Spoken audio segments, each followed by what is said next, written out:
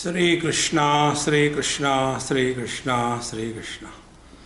Gurur Brahma, Gurur Vishnu, Gurur Devo Maheshwaraha, Guru Sakshat Param Brahma, Tasmai Shri Gurave Namaha, Tasmai Shri Gurave Namaha. Whenever we do anything, are we clear why we are doing it and what is the purpose? We buy a car. Are we buying a car only to sit in the car? Or is there any destination? So, whatever we do, if the purpose is not clear, ours will be the meditation in the following order. Our meditation is, a blind man was searching for a black rat in a dark room at night where the rat was not. But he is struggling. I am doing it. I am doing meditation. Similarly, whatever we do, so what we normally do, yama, niyama, that we don't do. So let us not talk about it. See, yama sadhana is addressing the don'ts of our life. What are the don'ts in life? Then the niyam sadhana is, what are the do's in life? See? Unless do's and don'ts are practiced and understood properly, you will not get a driving license. See? When you go for appearing for your test, they will ask you so many questions, do's and don'ts. And then comes the third step called as asana. So we do asana. Now what is the purpose of doing asana? Sitting in a most unenviable posture for a long period of time? Is that the purpose? What for? See?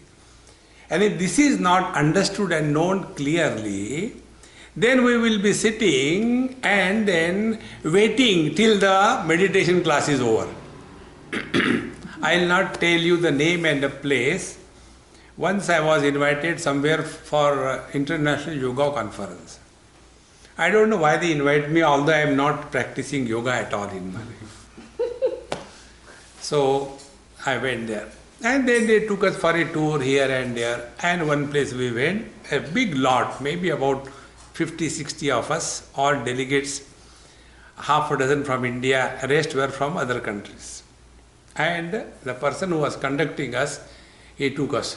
This is the most holy place. So I started searching for the holes. There was not a single hole. It was all cemented. And then he said, it was scorching heat, 12 o'clock. The sun was boiling with his full, power.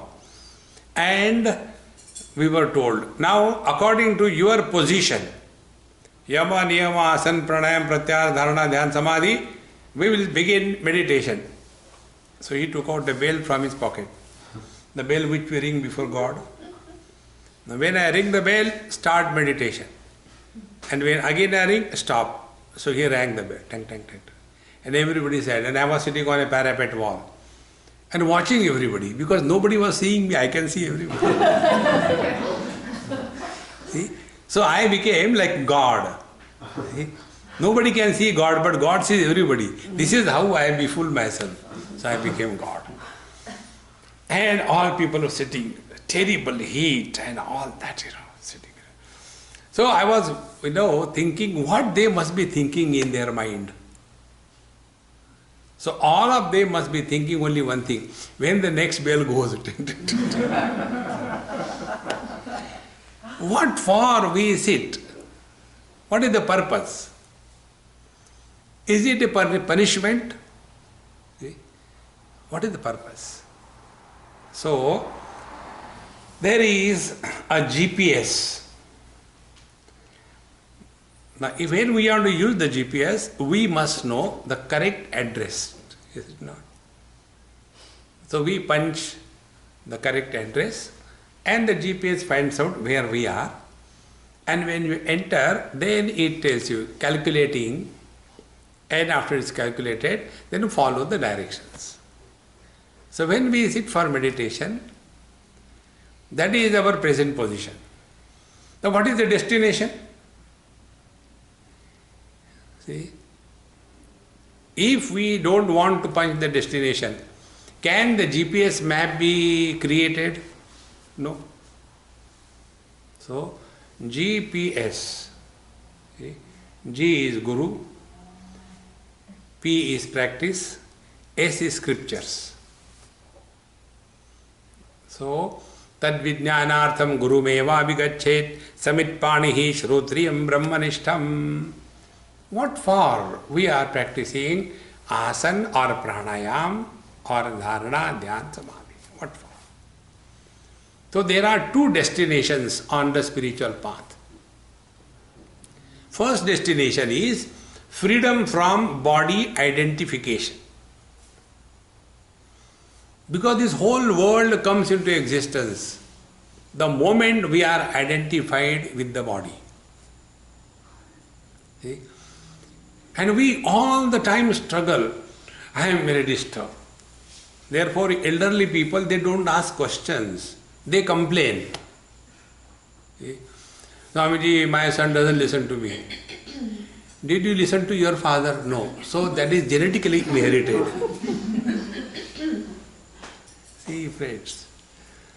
Only complaints. See, instead of getting disturbed, enter the correct destination. Destination is who is disturbed. Then we will come to know mother, father, brother, husband, wife, mother-in-law, daughter-in-law, neighbor, they are disturbed. Now when are they born?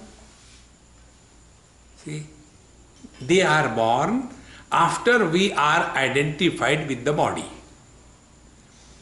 In the deep sleep, we are neither mother, father, brother, sister, husband, wife, and therefore, in deep sleep, we can snore loudly in presence of the wife. A husband who dare not open his mouth in front of his wife, Bhadrakali, Kapali, but when he starts snoring, see, fearlessness. Now where from it comes? Because in deep sleep he is not husband. See, friends. And the moment he is awake, immediately the roaring lion disappears and the meowing cat comes. Oh, meow, meow. So who is disturbed? Mr. Somebody is disturbed. And that somebody is born after body identification. So what will be the first step to attain freedom from this relative world? The first step will be attain freedom from body identification. And we attain freedom from body identification under three conditions. Number one, ignorance. When we are in deep sleep, that time we are utterly ignorant. We neither know who we are, nor we know the world, nor we know God. A state of utter ignorance. That time we are not identified with the body. See? Before going to sleep, the Indian parents tell the children, see beta, you should not face your feet to the south because it is not good. You should face your feet in any direction, not to the south. So the child sleeps. After he sleeps, like the hands of a clock, he keeps on moving. Now which direction are the legs? See. Therefore, when we are awake, then only all these things are applicable. So first we attain freedom from body identification under ignorance. Second, under compulsion. That compulsion is called as death. See, we have no choice. So when we are in deep sleep or when the body is dropped, there is no samsara. See? And the third time is under understanding wisdom. Like when we come to satsang, they say when you go to satsang there is peace, is it not? But do you know where is the peace? At your home. When you have come here, at least at home there is peace. Thank God. You go to satsang every day, okay? See, friends. So we have to attain freedom from body identification under wisdom and understanding. It is for this purpose we practice asana, it is for this purpose we practice pranayama. See? Like when we came here, we have parked our car. We have parked our car in such a manner that there is no possibility of towing it away. It is not wrongly parked. Therefore, we are relaxed. Suppose you have parked a car somewhere which is a likely zone of towing away, you will be sitting here, but your mind will be in the car. Exactly the same way. We sit for meditation and all the time our mind is occupied with the body. Pain here, pain there, pain, pain everywhere.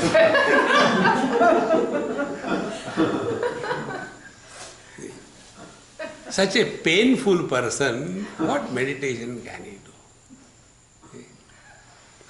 Like Nita Mama, she was playing with my mouth and she has destroyed it. So there is a tremendous pain here.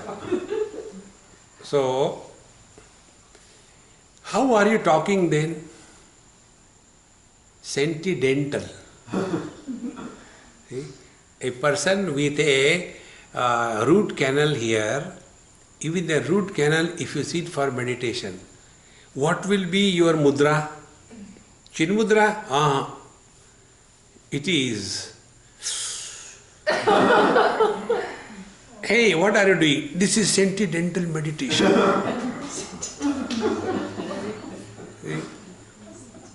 When we are identified with the body, all our attention is only on the body.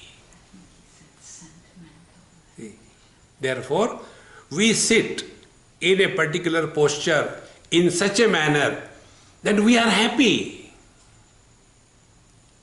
Patanjali's definition of asana, sthira sukham asanam, steadily happy. And once this is understood, then the question comes, can we attain steadiness in our happiness while we are seated? Now for that, take this particular example, this tripod. What is the secret of this tripod that it is so steady? Because the center of gravity is exactly in the center. If the center of gravity tilts, is shifted, then it will not be steady.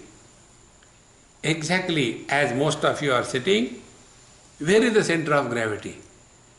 Sometime this side, then the pressure on your blood vessels, then it becomes painful, then you sit like this, then this becomes painful, then you collect your legs like this, then it becomes painful, then you spread your legs like that, it becomes painful, then you take a bhujangasana. I am not joking, I have seen many classes when they listen to the satsang, they are in the bhujangasana. Is it watching a martial art movie or what? It is not their fault. They cannot sit in one posture. See? Constantly changing. So what is to be done?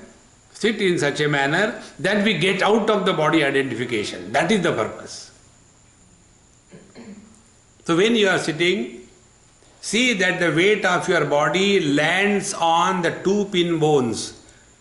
Pin bones means the ischai points of your pelvic bone. So when the weight of your body falls on these ischai bones, then alone your weight will be falling right in the center of the body. See? And for that, open up your legs or close them, but see that the weight falls on these two bones. And the weight should not fall on our legs. After this is done, then second problem comes about where to keep the hands. Hands are the most problematic one. So for a photography it is okay to sit like this. But you cannot sit for a long time like this. If you sit like this thing, you begin with the exclamation, then your hands pull you ahead, you become a question mark. And after some time, you become underline. So instead of that, sit in such a manner that the center of gravity is not displaced.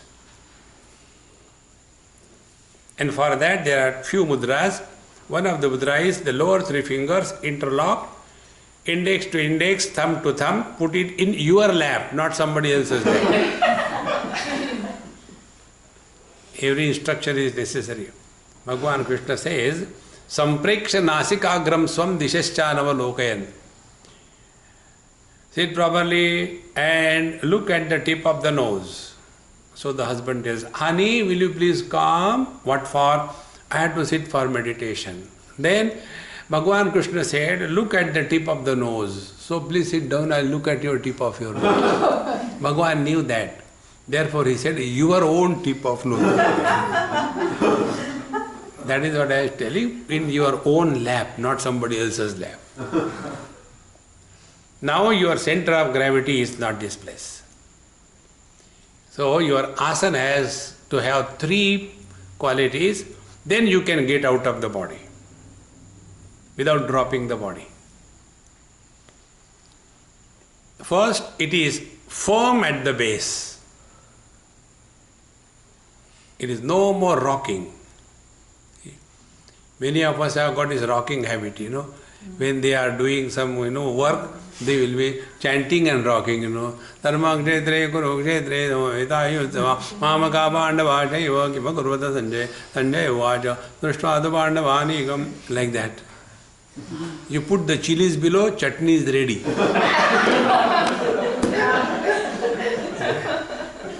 In no time. 2 in 1.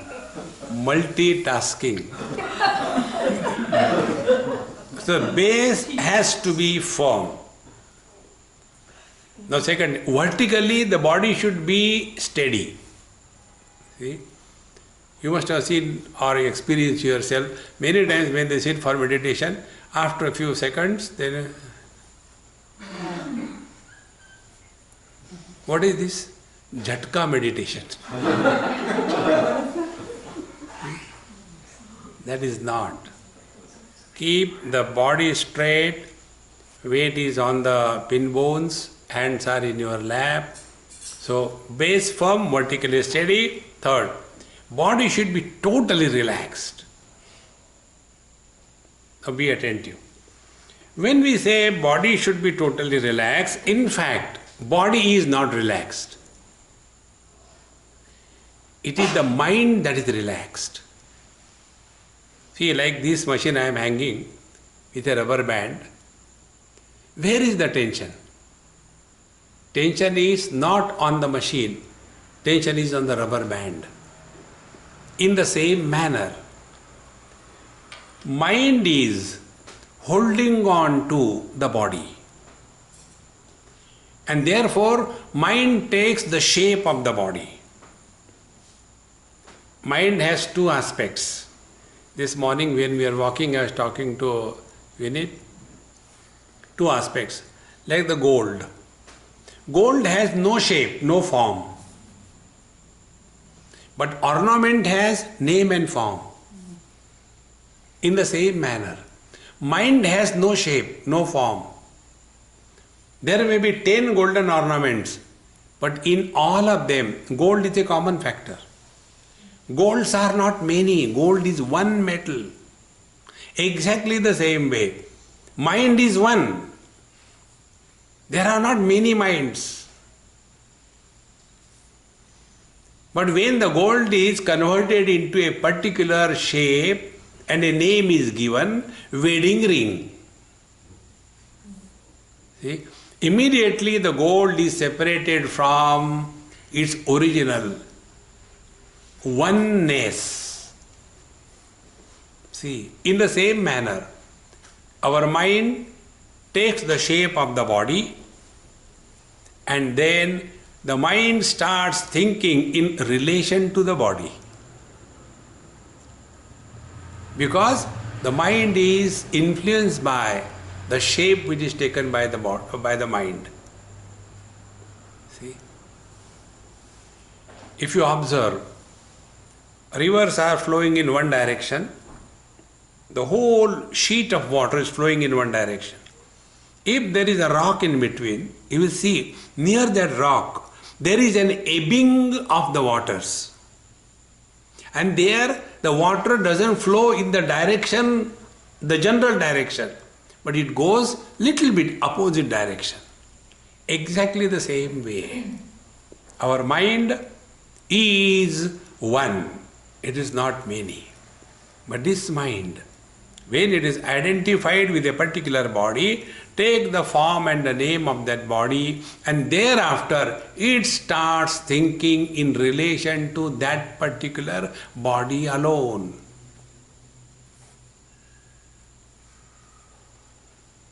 Therefore, till such time, body identification is I versus you. This mathematics can never end. See, we only say God is one. See? But which God?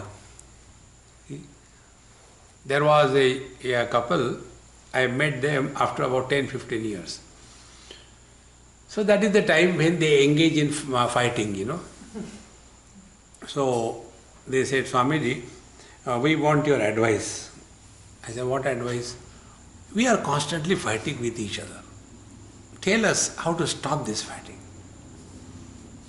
I said, look here, I remember I came for your marriage and I told you, after marriage you are not two, you are one.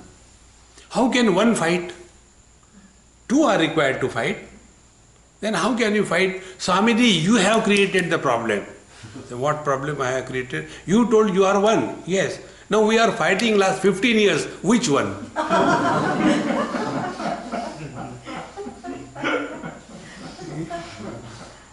Similarly, God is one.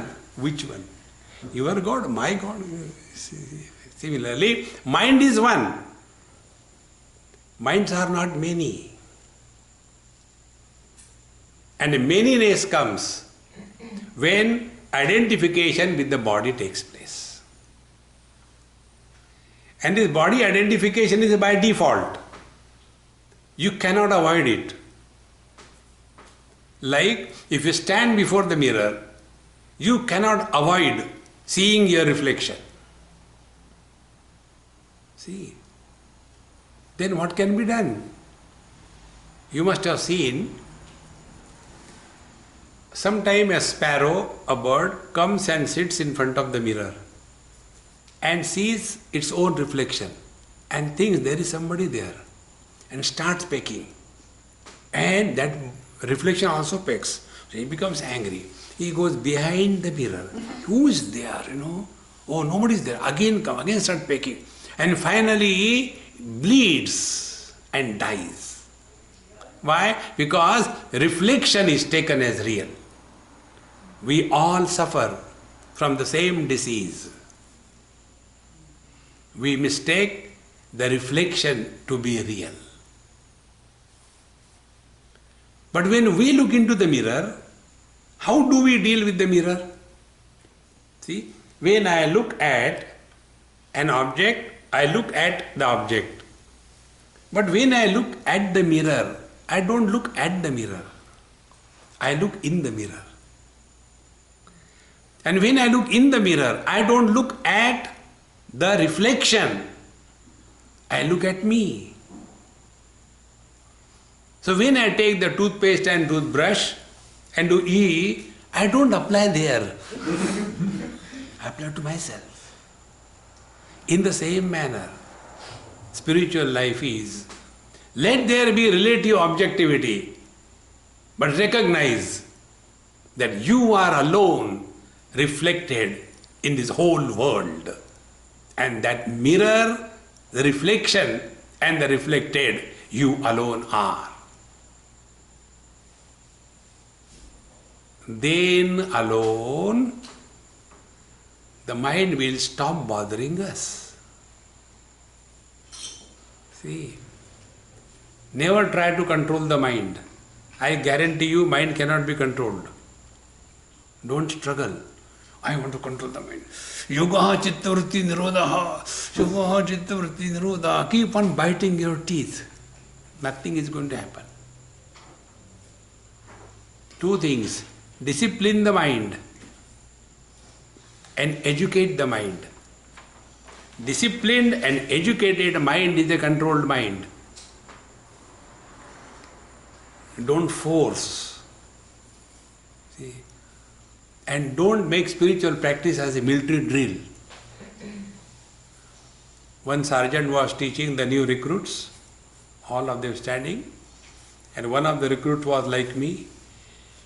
So the sergeant said, left turn, everybody left turn, right turn, everybody right turn, about turn, about turn. He was giving directions and they were doing.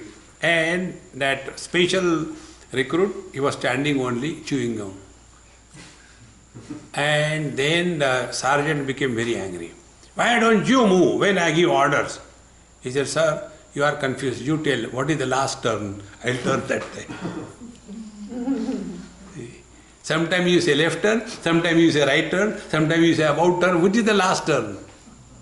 Why you make us move here and there? In this manner, meditation, spiritual life is not a military drill.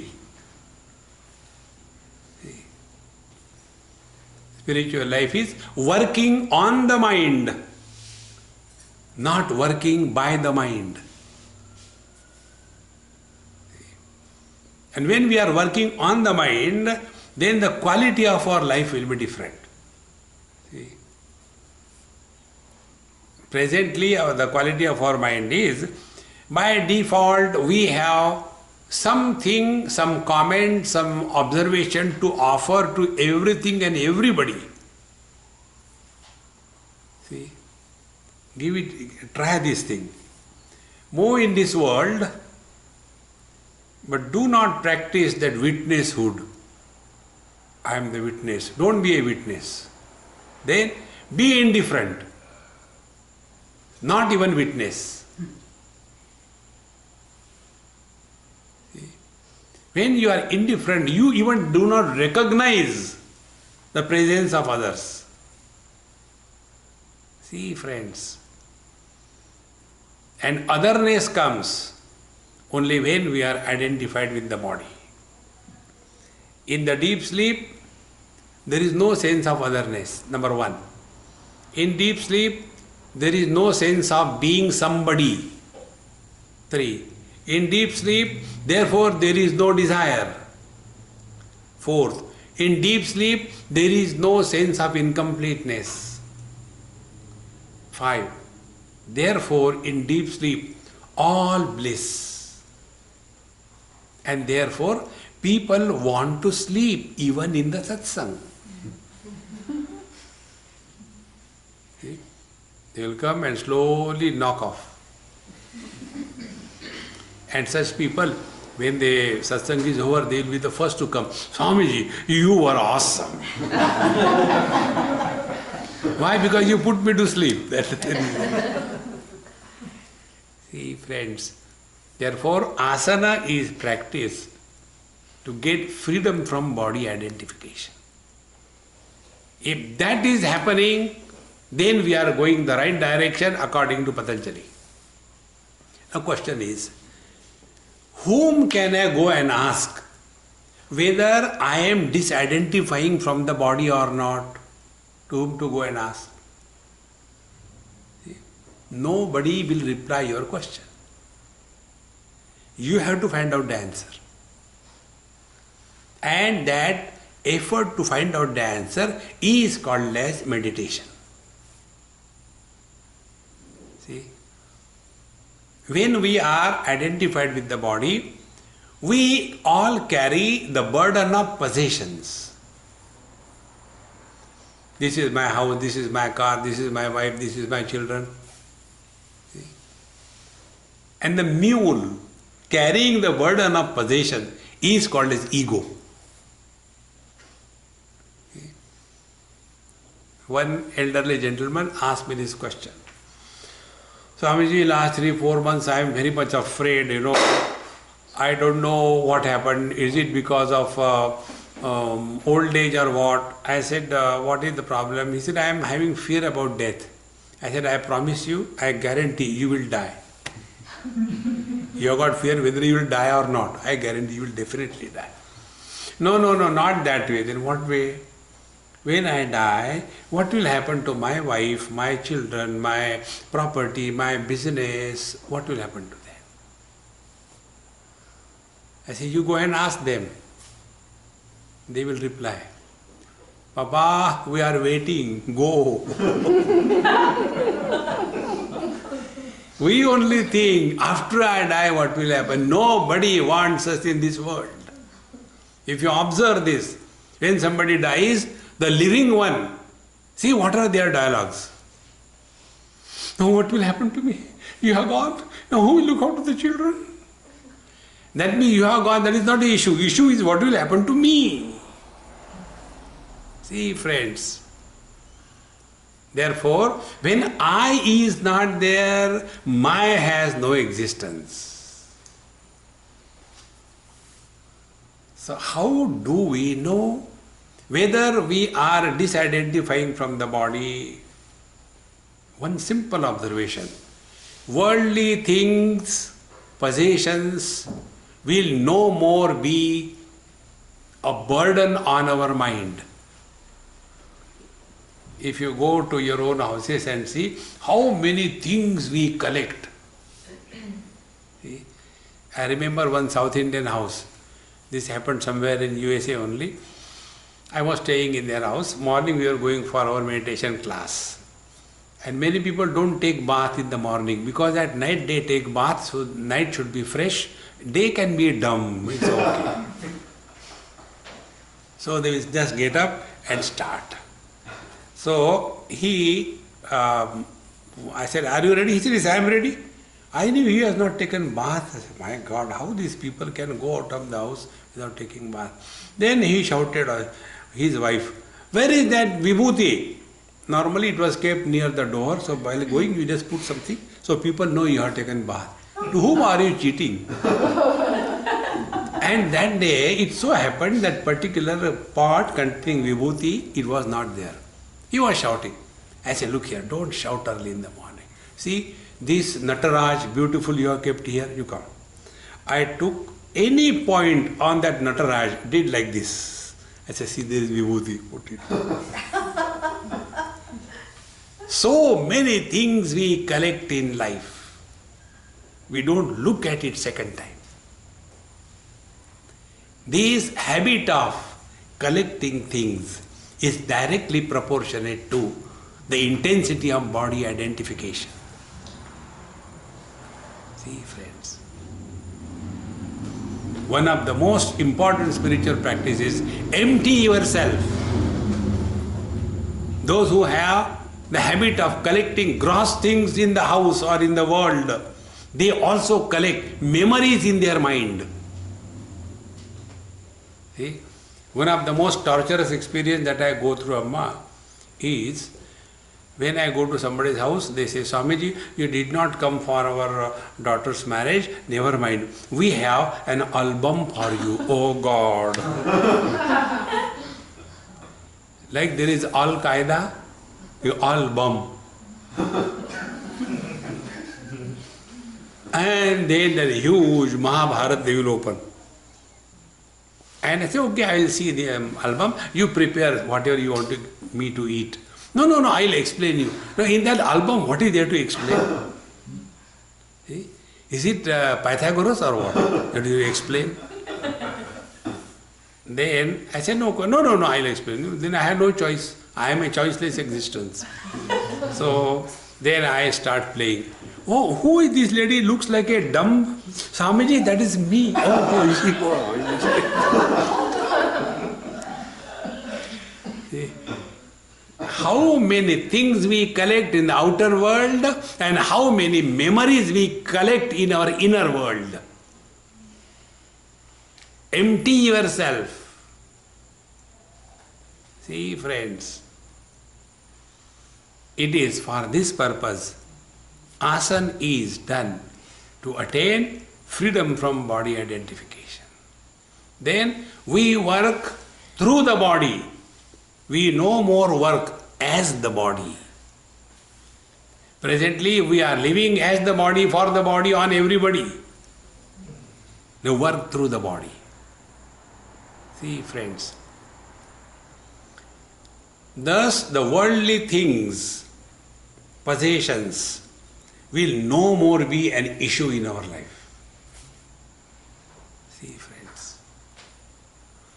This particular principle I discovered many years before by one or two experiences. One experience, I shifted from one house to another house at the request of my friend. He has a flat for me in Bombay. Earlier I was staying in a small flat. He said, Swamiji, this is too small for you. I'll get a big flat. I said, your choice. I hardly stay, don't worry about it. And he said, no, no, no. I said, okay, do it. Then he said, Swamiji, new flat is ready. Your luggage, I said, my luggage is only books, pack and take it there. I am not going to do that job. So there are about 15-20 cartons, huge. My only luggage was books. And one full room was packed with those books. Every time I go, I have to think, oh God, I have to open all these boxes and sort them out and again arrange them. Every time I go, same thought. One day, 1 week, 1 month, 1 year, 2 years, 3 years, it was just packed like that.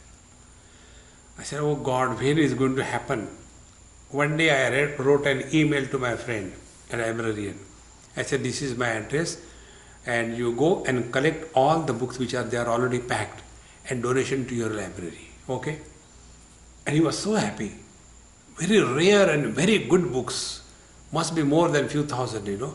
He took all of them. He wrote me an email. Swamiji, we have done everything. Catalog, everything is done. Now when you come, please sign the paper for our record.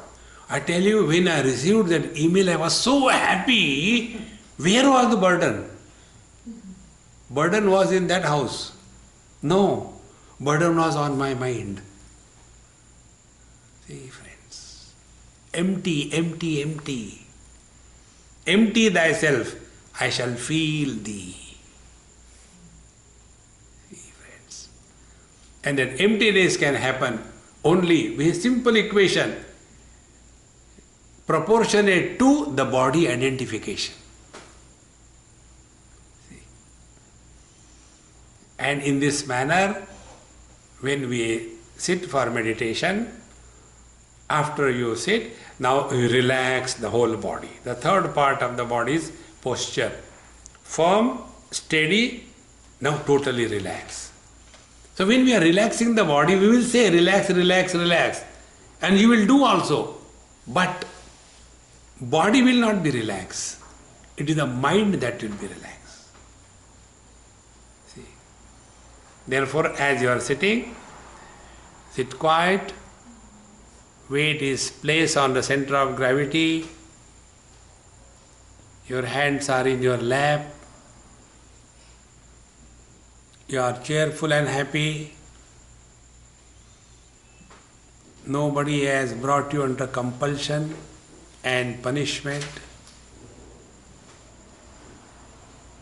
In your heart is your beloved Lord and your Guru Maharaj. They protect and guide you from within.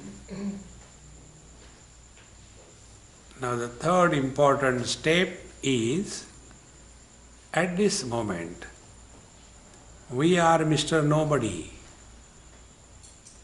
Drop the total past.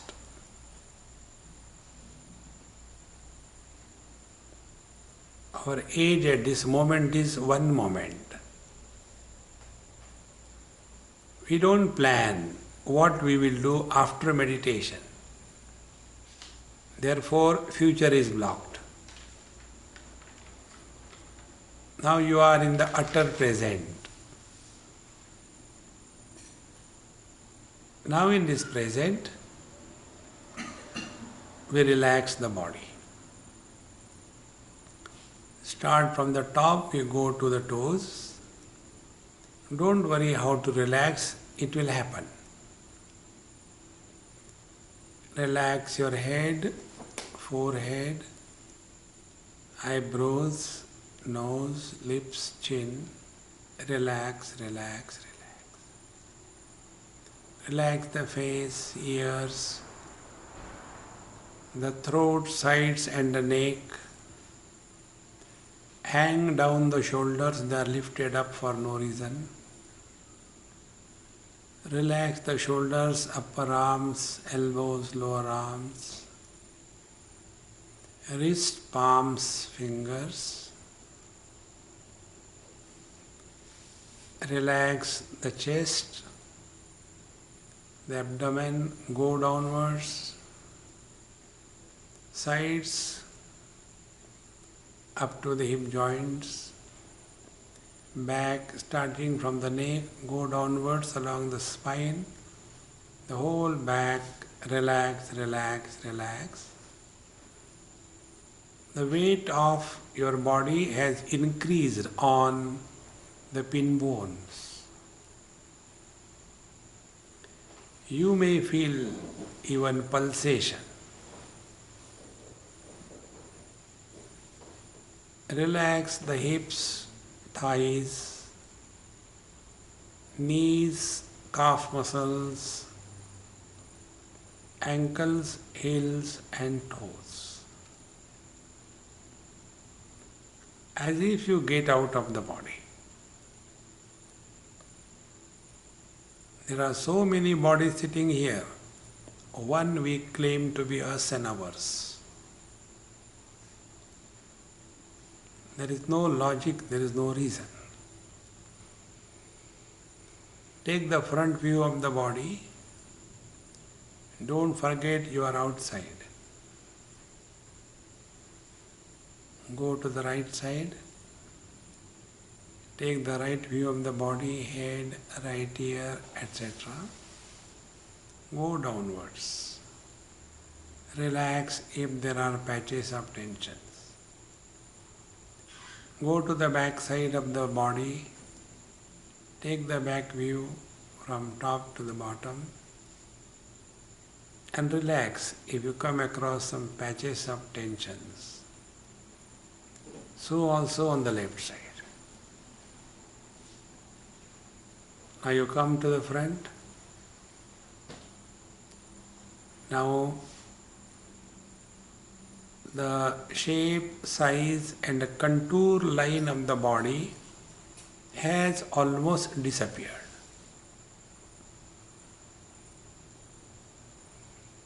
Therefore, the concept of in and out is null and void.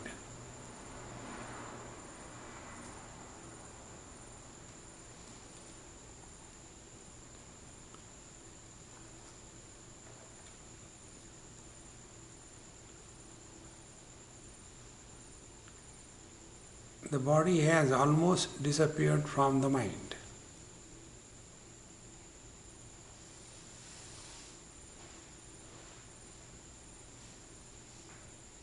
But this experience won't last very long.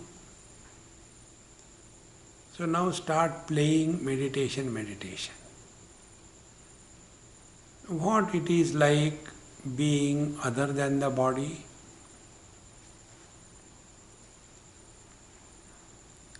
So, body's attributes do not belong to us. Body is born, grows, becomes old and dies. Other than the body means we do not have the experience of birth, growth, old age and death. They belong to the body, not me. The body has a shape, form. Other than the body means formless. Forms are many, formless is one. This one homogeneous, undivided experience is the truth.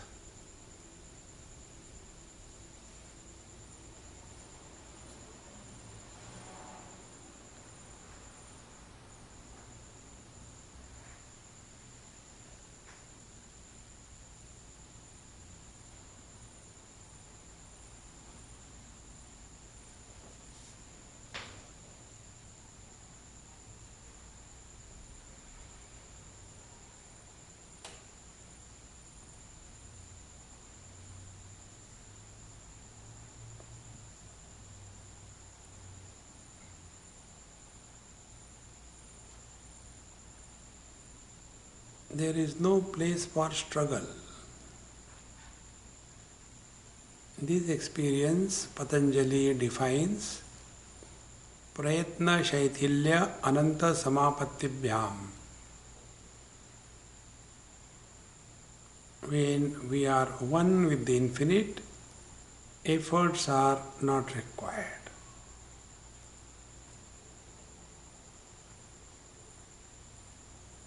Effortless, undivided, homogeneous, infinite presence is the ultimate truth.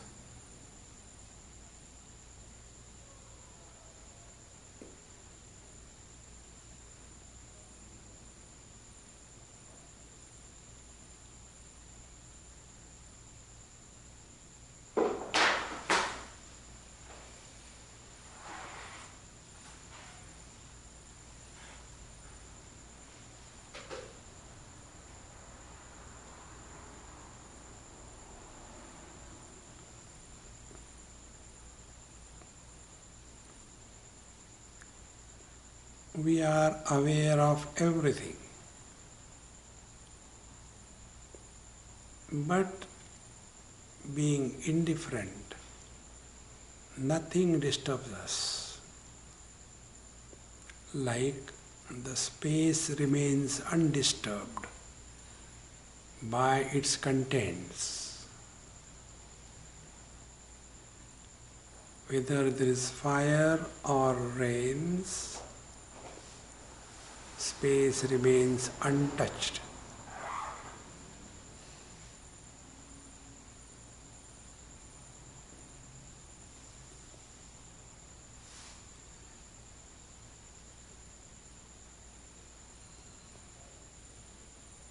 Recognize this truth, and the net result will be you will be happy, effortlessly happy. And this happiness is living at a zero complaint level. Nothing to do, nowhere to go. Just being.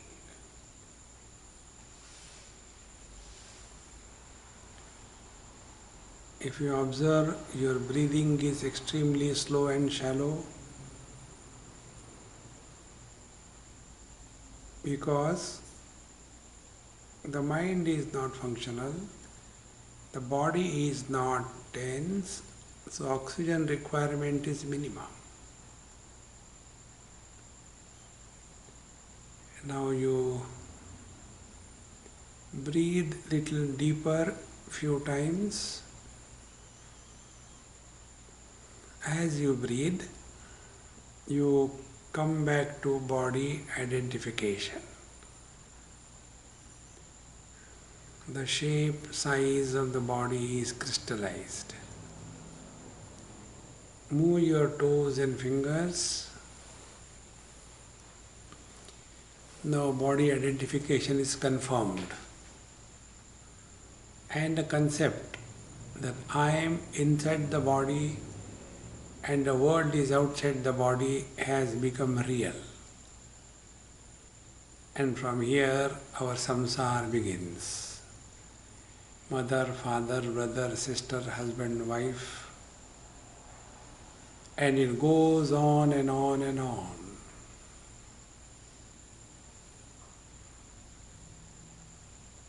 This happens every day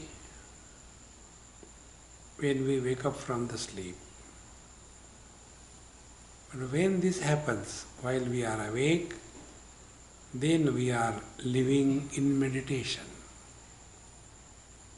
as the divine manifestation. Offer everything at the feet of the Lord and the Guru. Don't carry the memory or the burden of this experience on your head.